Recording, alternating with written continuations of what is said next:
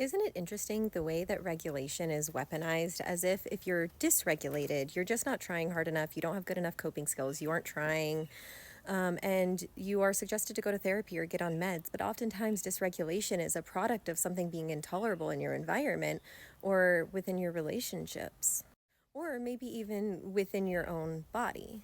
Dysregulation serves a purpose, and when we mask that by sending that person to therapy, labeling them as the problem, and then give them meds and coping skills to try to get them back into regulation, what we're trying to do is get them to be quiet. We're trying to get them to not talk about the things that are wrong that are causing this dysregulation. Because what would happen then?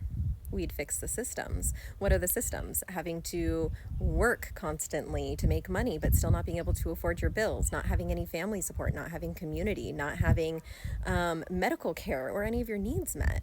Not to mention like patriarchy and oppressive systems within our own family and society. So, what is dysregulation? Dysregulation means having big feelings and an inability to control those emotions, how they're expressed, or how they impact our actions. So, of course, they want us back in control. That's a tool of oppression, right? So, I've been telling everybody that I am struggling, that I don't have enough support for a very long time. And oftentimes the response I get is, ooh, like there's something wrong with you. Like you need to be going to therapy. You need to be doing this. You need to be doing that. As if I'm not already doing every coping skill, applying every tool. But you know what? You can't apply enough coping skills to regulate a traumatic life. But it is a lot easier to just tell somebody to do some deep breathing instead of actually problem solving and getting to the root of the issue.